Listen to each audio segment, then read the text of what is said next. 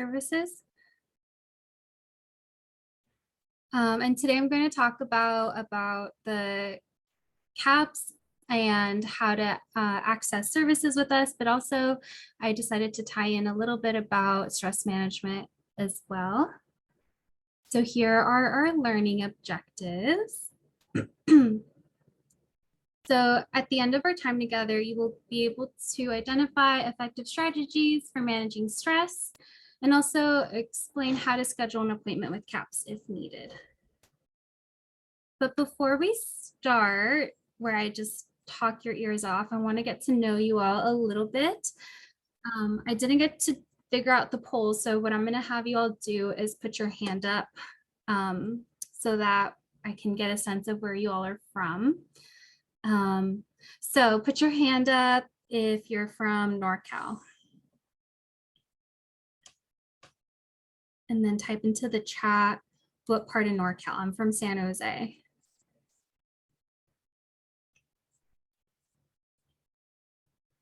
Nobody from NorCal.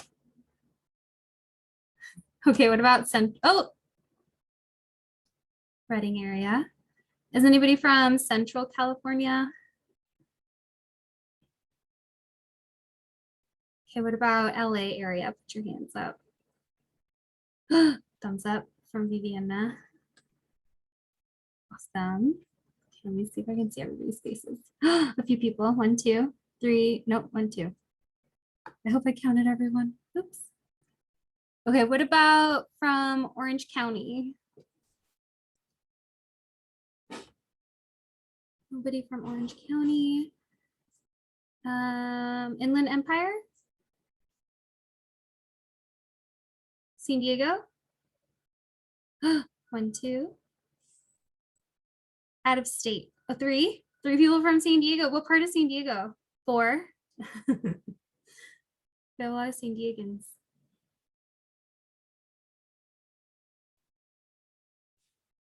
If you feel comfortable, type into all over San Diego. North County. I love North County. I lived in Escondido for a little bit. And then out of state. Alexis, you're from out of state?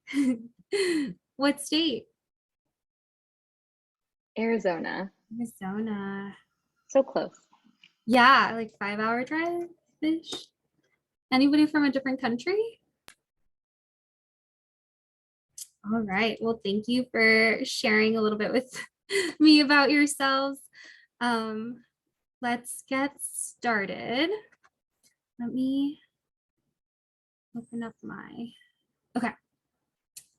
So think about where we are in this current moment and what we've seen and experienced over the past, I want to say now like 2 years of the pandemic. There are so many things that may contribute to our stress and our ability to feel secure, motivated, successful. So the COVID-19 pandemic, it's important to acknowledge how COVID has disproportionately impacted BIPOC communities and folks with low income. These/our communities have been more likely to experience the loss of a loved one due to COVID. And there are inequities with healthcare and mental health care access, and it's been a huge impact with job loss, financial stress, housing, food insecurity. And on top of that, enduring like racism, race-based violence, systemic racism, xenophobia. Many different groups have been targeted. There's been a lot of grief and loss, change in living. Things are always changing in our social context, which will bring up a number of stressors. This all may contribute to heightened underlying anxiety, burnout for many of us. I know it's summer and we're just like transitioning into fall, but burnout is real. So it's important to remember that we're still in this pandemic and other parts of the world are still going through a lot of suffering impacted by COVID. So now we're transitioning to changes in our daily routine as we return to more in-person activities, this new normal. We have something in common with each other. However, that common ground is the pandemic, and the pandemic has impacted us all differently. So just keeping in mind the current social context and how it can be impacting a bunch of us. managing uncertainty. So we just wanted to highlight the importance of self-care and mental health care while navigating life changes. Some statistics for you all, since UCSD students love data and research. Gen Z adults, so ages between 18 to 23, 46% were the most likely generation to say that their mental health has worsened compared to others before the pandemic.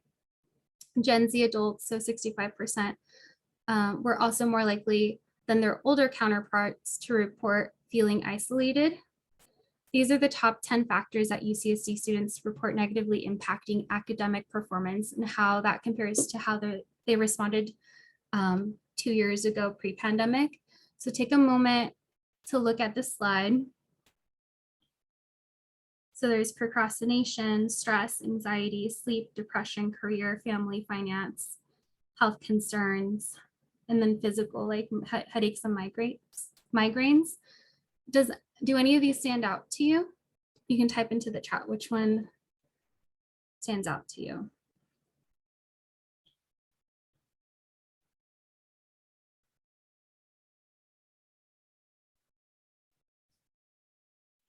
Stress. For sure. It's interesting, like seeing how much more stressed you all are since 2019. Most of them stand out. Sleep. Sleep is always a thing when I talk to students. Procrastination seems to be the number one. Anxiety. Yes, thank you. Note that procrastination is the highest reported barrier to academic performance. And since 2016, stress, anxiety, sleep difficulties, depression, concerns about career have all been on the rise for students. So yeah. Have any of you heard of fight or flight freeze? Raise your hand if you have. Or thumbs up. Okay, I see some hands. So this next video is kind of like a funny example of how every person reacts differently to something scary. So I'm going to, I just realized that I shared my screen. Oops, I shared my screen and maybe I didn't share my audio. So let me see, share sound. Okay, I'm gonna click it, hopefully it plays.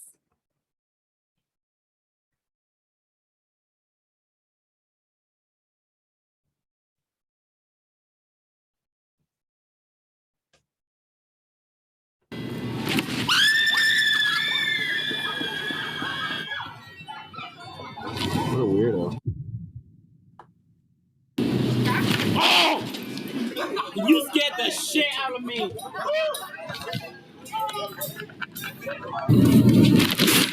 Oh my god. This thing every single fucking year on YouTube. That was a great.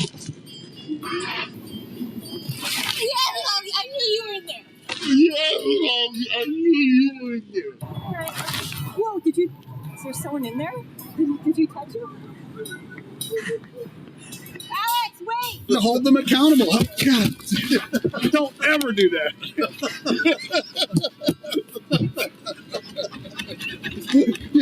That was scary. You're the worst looking snowman I've ever seen. Oh, shit! So you all get the idea that we all kind of respond to something stressful differently. Oops, can you all still see my screen? Okay, we all respond to stress differently. Some of us, and like our body can't tell the difference between a scary snowman, a tiger chasing us, or a test. And so sometimes we react in that way. We either want to fight it, so like our heart rate goes up, we get like tingly, or maybe we freeze, and so that's when procrastination kicks in, or maybe we want to run away and avoid. So Notice how some people automatically jump into fight mode, like how she was just about to kick him, and some jump into running away. As you're watching this, or as you watch this, I want you to think about how you think you might react. The physiological explanation for stress. So human beings have an adaptive stress response needed for when we are in danger. And this is what fight and flight is. And it involves the sympathetic nervous system coming on board. So sympathetic is fight, flight, freeze, the one that's activated to take care of, to keep us safe. And then the parasympathetic is the one for resting and digesting. So that's why when you're more stressed and overwhelmed, maybe you're not as hungry because your parasympathetic system is like shut down. So this response is really helpful when we're in real danger, like being attacked by a snowman, but it becomes problematic when it goes off in situations that are not actually physically threatening or dangerous, like taking an exam, giving a speech. Even though we might feel like we're in significant danger, we really aren't. So now that I've talked to you all about things that you already know what stress feels like. I want to address things that you all can do to take care of yourselves. And then after that, I will share with you how to access CAPS. So how do we manage stress from our current social context? This will look differently for each individual depending on your own values, mental health needs, and resources. But here are some suggestions that may help. So limit and take breaks from media consumption, read just enough to be informed, and use resources you can trust. Limit conversations that will escalate to conflict, hide or filter feeds that are triggering. Connect with support systems, avoid discussions online with people you don't know or people you know to hold conflicting views. Find and connect with support systems, family, friends, and groups that align with your points of view and where you would feel connected and protected. And then engage in more civic involvement if you want. If it feels healthy and rejuvenating, there are important matters at state level, local level, and on campus that you can do. So we have a variety of handouts. Let me see if I share this through Zoom, it says PDF. I wonder if you all can, if it's like a link and you can just see it if you click it. Yeah, so that's a link on coping with COVID. Here's another one. Let's see. Grief and loss, if needed, as well. Okay, so I wanted to give you all an opportunity to practice mindfulness and meditation. So I'm going to share this other video with you all. Can you all see the video? Like now that I've linked into the new tab. Okay. So if you feel comfortable, you can. Hi, I'm Minis Benitez, and we'll be doing a. You can turn off your camera if you don't want people to see you being grounded and stuff. So get into whatever makes you feel most comfortable.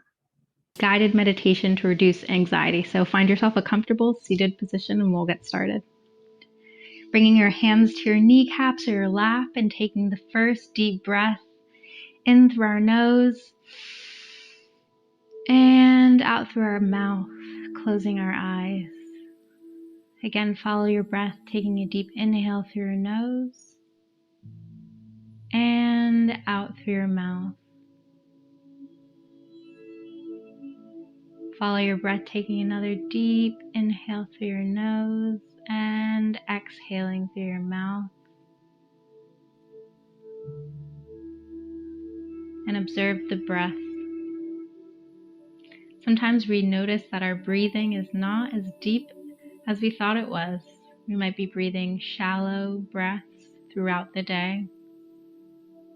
So how can you take more notice of what it feels like right now to be breathing as deeply as you are? Now we're going to hold our breath for a beat at the top. Taking a deep inhale through our nose, inhaling 1, 2, 3, 4, holding our breath 1, 2, 3, 4, and exhaling 1, 2, 3, 4. Again, inhale through your nose 1, 2, 3, 4. Hold that breath 1, 2, 3, 4, and release 1, 2, 3, 4. Allow your breath to return to its natural rhythm and see how it feels now that you're breathing deeply at the top of your head. Bring your awareness and your attention to the top of your head. If there's tension in your forehead, how can you take a deep breath in and out and feel tension release there? Sometimes we might be holding tension because of concern or worry, scrunching our forehead. So send some breath and awareness there. Take another deep inhale and continue to bring your awareness down your body as we do this progressive relaxation technique known as body scanning. Bringing our awareness now to our cheeks. Maybe it was a day of smiling, a day of talking a lot. How can you bring your attention there and release any tension that might be there in your jawline? Continuing to follow your breath, taking a deep inhale in and exhaling. Bring your awareness down from your jaw to your throat. How can you send a deep breath there? And upon exhaling, feel the tension release from your throat. Maybe there was words unsaid that you might be holding in from the day. How can you feel that tension relax there in your throat? Continuing to make your awareness graze down your body, and while it does so, releasing any tension, stress that we might be carrying in our body. Now in our shoulders. It's so common that we hike up our shoulders. Maybe because of cold, maybe because of tenseness. How can you send a deep breath there and feel your shoulders release and come down? Feel your neck elongate. Continuing to bring your attention down your body, down your spine, to your sits bones, and send a deep breath there. Oftentimes, focusing at the base of our body helps us feel grounded. So take a deep inhale through your nose and exhale, sending a big breath there, feeling the tension. Release, feeling ourselves sink into the earth, feeling ourselves grounded in this moment. Continuing to bring our awareness down our thighs, down our calves, into our ankles, to our toes, to our feet in contact with the floor maybe, and send a deep breath there, really feeling yourself grounded in this moment and this moment. Again, take a deep inhale through your nose, the deepest that you've taken all day, and releasing the deepest exhale of all day.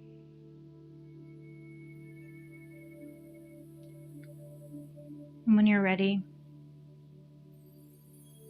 bring your attention back to your surroundings, away from your breath, but know that you can always come back here.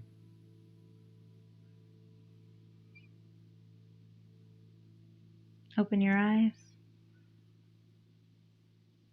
and thank you for taking the time to tune into yourself, to tune into your breath, to feel grounded in this moment.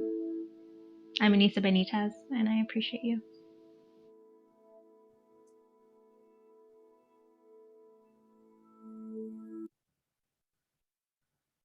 Can you type into the chat if you've ever practiced something like this? The guided meditation.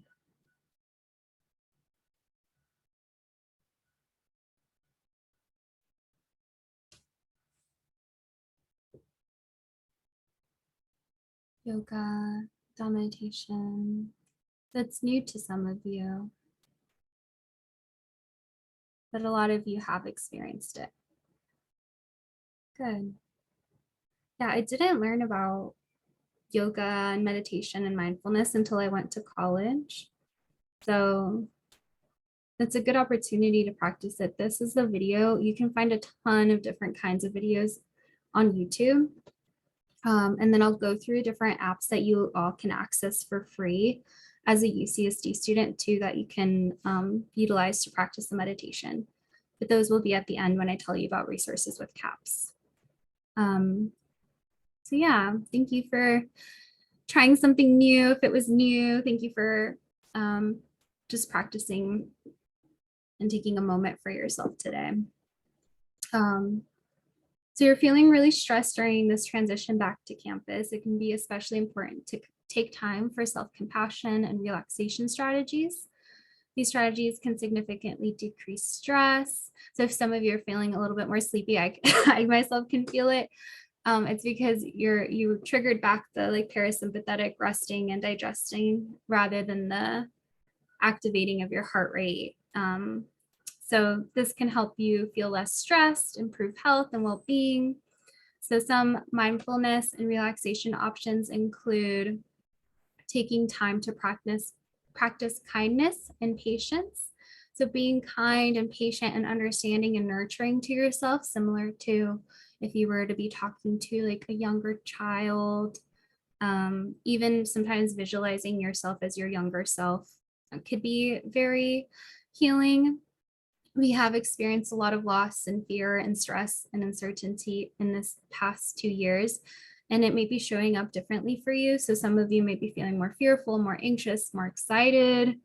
Some of you might be feeling it in your body more, like more nausea, more headaches, and that's okay.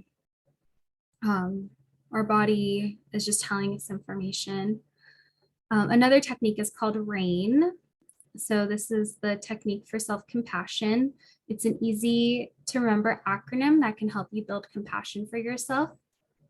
The R is recognize what is going on, what is happening right now, what are you feeling, thinking, sensing. A is allowing the experience to be there just as it is, accepting and acknowledging the moment for what it is and not what it could or should be. I is investigate with kindness. Where are you feeling your emotions in your body? Is it in your chest? Is it in your stomach? Is it in your throat? N is nurture what you are feeling and experiencing with kindness, compassion, and love. So try practicing brain technique throughout your day and notice changes you may feel within yourself and with others. Deep breathing, very simple technique that you can utilize even before a test or during a test. It's one of the best ways to lower stress. This is because when you breathe deeply, it sends a message to your brain to calm down and relax. It like tricks your body into thinking that everything's okay.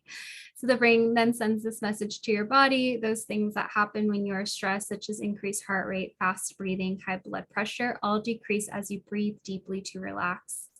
The way you breathe affects your whole body. Breathing exercises are a good way to relax, release tension, relieve stress. Progressive muscle relaxation is another one I really like. You could do it in class. You could do it right before bed.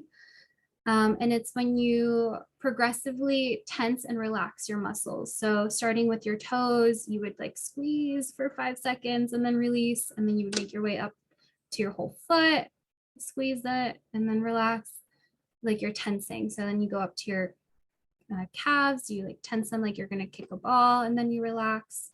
And then your quads, stomach, chest, arms, shoulders, face. So yeah, working each muscle group in order, because when your body is physically relaxed, it is more difficult to feel anxious. So this is a good skill to practice. I'm going to share, let's see. Yeah, so that video we did, she did something called body scanning, where you're kind of just like checking in with your body, like different parts of your body. But what you can do is adding the squeezing and tensing and relaxing of the muscle, which can help. Okay. So what is your self-care strategy? These suggestions today may seem like common sense, but research has found that common sense is not always a common action. There are no secrets to stress management, but the hard part is making these things a regular part of your routine so that you can access them when you encounter a stressor or challenge. So similar to like when we learn how to drive, we don't automatically know that like one is brake and one is go. We have to practice in order to know that when like a car cuts us off, we can immediately hit the brake. And so that's the same thing. You want to have this toolkit of self-care with you so that in the case that there is like an emergency with stress of school, then you know what to do. So especially with the pandemic, it can be harder to maintain a routine. So you have to work extra hard to create it. So it's very natural if we felt out of it. Here is a picture handout where you all could, let's see. Yeah, so how do we flourish? So there's just different action items that you all could utilize to, you know, take action in your self-care. So connecting appetite, relaxation and rest, and exercise and engagement. So I'm going to give you all some ideas in these next slides. Connections, I think that's what, so I didn't know if you all know, but I was a UCSD student myself, and the campus is so big and it can feel really isolating. So it's extra, this is like probably my most important, it's like finding community, finding the people that you feel safe with and resonate with. So making connections and building relationships are one of the most important factors of well-being, and also one of the main ways we can grow after going through something very difficult. Research on post-traumatic growth shows that relationships can help us not only get through a difficult event, but help us to actually grow after going through that difficult time. It can help to have even just one person in our life who we feel is able to listen non-judgmentally and be supportive of us. Having a sense of belonging, community are fairly universal needs, very human need, and actually help us become resilient during hard times. And close relationships help to reduce loneliness and provide support during stressful times. So yeah.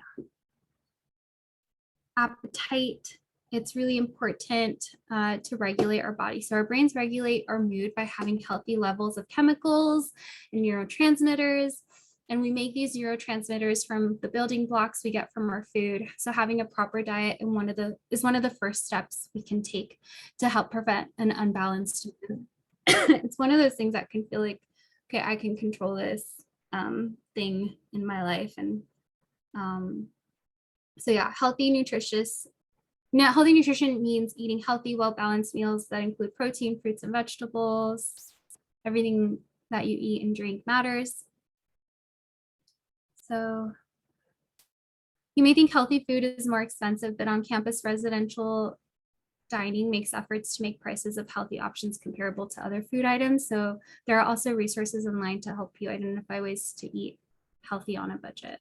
And the hub on campus has a number of resources to help students get access to nutritious food. If you're uncertain about your meal planning, there is also RDs, registered dietitians on campus at Student Health, who can provide you with personal consultation, especially if you have SHIP, it's covered. Relaxation skills can include many different types of activities, whether it helps you to center yourself, relax, whatever helps you center yourself, relax, reflect upon your values, focus on personal goal setting and refresh before engaging with the world again. So what this can look like is time for inner focus and goal setting, journaling, mindful meditating, prayer, deep breathing, progressive muscle relaxation, organizing your schedule, yoga, TV, movies, video games, or leisure activities, but they aren't necessarily things that are going to rejuvenate you. It may help to plan. So it's like, it's a helpful distraction. So if maybe you're feeling super overwhelmed and you just need something to quickly distract you, it could be good to watch TV. I love watching TV. But you also want to incorporate these other techniques that will help fuel you. It will help to plan an activity such as allowing yourself to simply sit for 5 minutes each morning and engage in deep breathing, or while you're brushing your teeth, like just noticing what it feels like to have the brush on your teeth. This like moment of just, I'm here right now and I'm safe. Rest, sleep. As you all know, sleep is hard. So here's a sleep link. Sleep needs vary with age and between people, but most young adults, so 18 to 25, function best if you're getting between 7 and 9 hours of sleep. It can affect your learning, your memory, your mood. And not getting enough sleep can impair academic performance. It can be difficult to get enough sleep when the quarter is busy and we may feel overwhelmed by everything going on in our environment. For example, overcrowded living quarters or being responsible for the care of young ones can all impact your sleep. So there can be real barriers keeping us from quality of sleep. So in order to improve sleep at night, avoid napping throughout the day and make sure to limit naps for 20 to 30 minutes. And as much as we can, sleep is important enough to prioritize.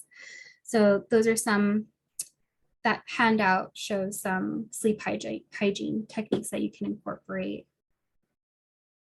Of course, exercise is so important. Research has found that regular exercise is associated with greater emotional resilience, which helps us get through difficult times. Physical activity helps to improve our mood and cope with stress and anxiety brought from facing challenges. So some is better than none. An adult who sits, adults who sit less and do any amount of moderate to vigorous physical activity gain more health benefits. So moderate intensity looks like anything that gets your heart rate going. It takes extra effort to breathe. You'll likely start to sweat, but you would be able to comfortably talk during exercise to get an endorphin release, the runner's high, that helps you feel good during and after exercise. You need to have higher and more rigorous, intense exercise.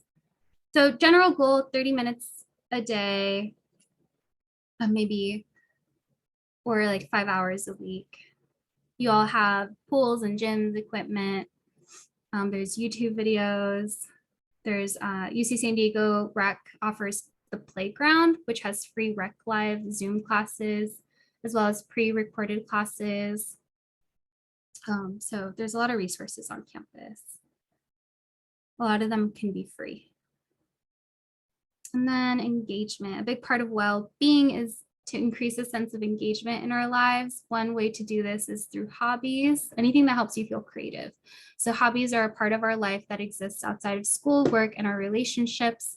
Having a hobby may seem simple or frivolous, but they're a key part of self-care because they give us time to slow down and get away from work and other life stressors. It gets us out of our head and provides us a space to find what's called flow. So this ability to engage in the present moment and absorb ourselves into something that we are passionate about. Hobbies require some level of skill, but the really wonderful part is that you don't have to be good at them. You just have to enjoy them. You can start out by trying something new and work to develop that skill over time. As students, we often put so much pressure on ourselves to excel in academic and work performances, but hobbies are one area where we can give ourselves a break and just allow ourselves to be in the present moment without judgment of our performance. So if you're thinking you don't have time for a hobby, the great news is that finding something that we can engage in can help us to be more emotionally balanced, give us an important sense of work-life balance, improve our mood, increase our sense of well-being, and help us to be more refreshed and productive when we do our work, and often helps to give us greater life perspective. So hobbies and finding the sense of engagement is important to prioritize. So I want you all, if you feel comfortable, to put your hand up to which care stress management strategy you think you would work best for you. ideally we would want to do all of them, but which one really like stood out to you? Actually, let's just type into the chat the one that you feel like you're going to practice after today.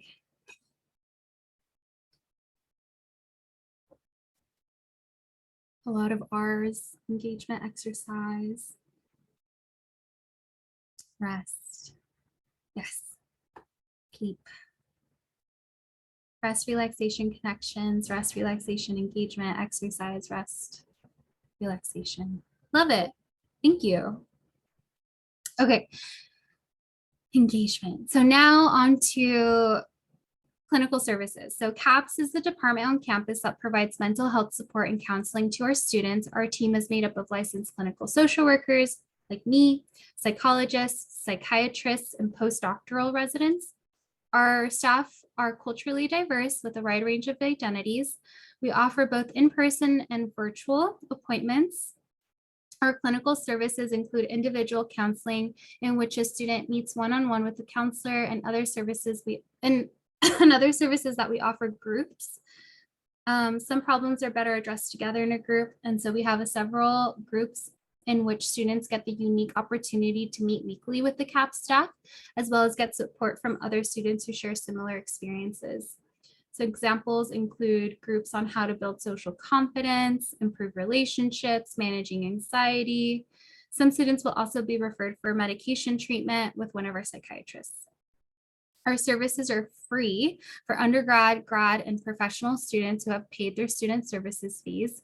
This means that you don't have to pay for any appointments at CAPS. CAPS services are also confidential, so this means that CAPS doesn't share any of your information, with the exception of for extreme situations that when you come into your appointment, we'll discuss with you. So that's the phone number that you would need to call to make an appointment, and that's our website. We are spread out all over campus. So this tree in the middle shows the campus community centers, organizations, and resources and offices that CAPS staff collaborate with on campus.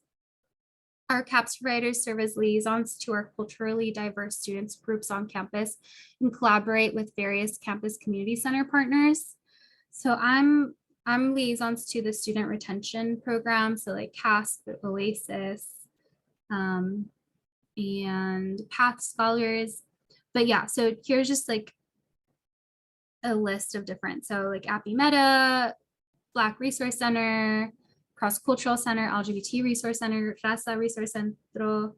I'm also the liaison for the undocumented student services. So we collaborate and provide consultations to staff at the various community centers and generate student-centered programming and support to provide outreach to you all. I'm located at Oasis. So our main office is at Ravel College in Galbraith Hall, but basically we're decentralized. And so like there's therapists all over campus, like at Warren and Muir and each college. So students visit us for a variety of reasons, as you can see here. It's not just one thing. It doesn't mean like students don't come to us. Students often come to us like when it's already really intense, but we can support you even just like with early warning signs.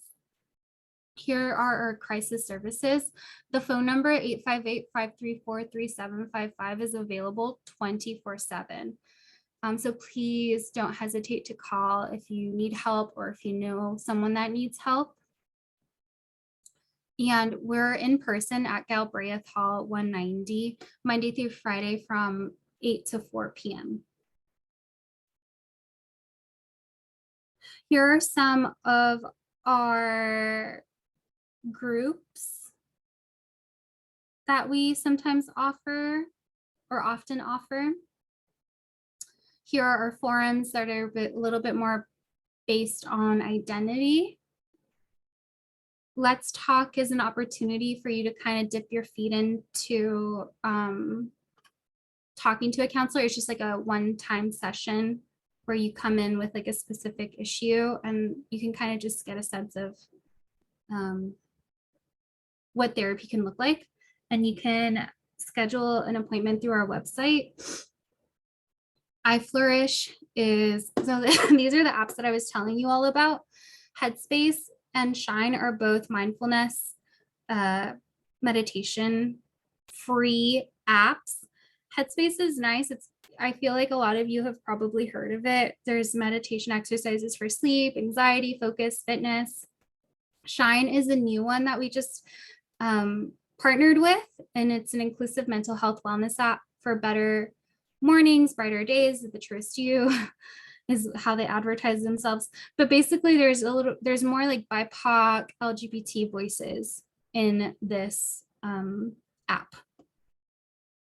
So how you make an appointment, you call that number, and during that phone number, you say you'd like to schedule an appointment with the therapist. They're going to schedule you in for a 15-minute phone assessment, 15 to 20 minutes. And that phone assessment will assess your needs to see if the CAPS counselor is a good fit for you. And they'll tell you about different workshops that might be good for you.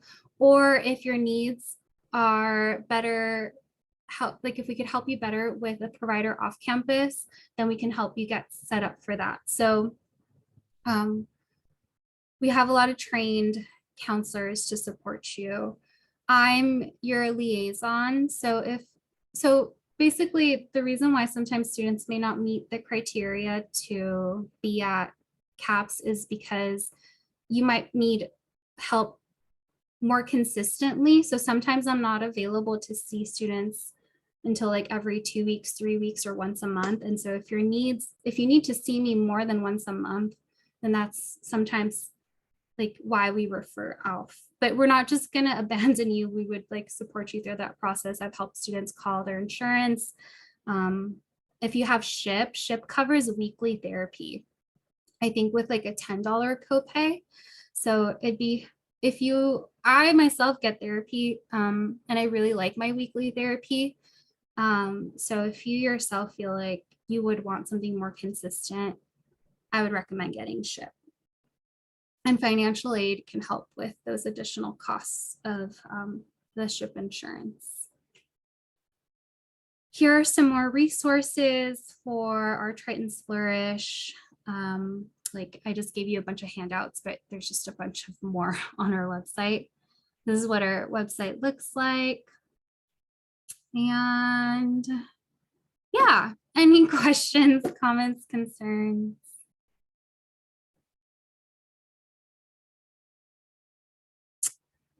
Thank you. I wanted to give you all the link to review me, please. If you have the time, let me give you the survey link on Zoom. And like professional staff, you all can review me too, if you'd like. But that's my link. You're gonna select presentation by CAP staff, and then let's see, the one about stress management, and then yeah, hopefully if you have any questions about what to put in there. My name's Kimberly Knight-Ortiz. Yeah, the one on stress management, it should be like closer to the middle. But yeah, thank you all so much. It was an honor talking to you all. And if you have any questions, I can wait as well. But that is it. Thank you so much, Kimberly, for that wonderful presentation. But if anyone has any questions, I would like to open up. I just wanted to say thank you. Of course. I emailed the presentation to the people that have been in communication with me. So as long as you all don't post it somewhere public where just anyone can see it, it's okay. Yeah, you're welcome. So yeah, if you can just send it directly to the students to access, or just in a space that is just private to the students is okay. But nowhere where it just like anyone can access the Zoom end. For sure. Yeah. You're all very welcome. Bye, everybody. We'll stop the recording.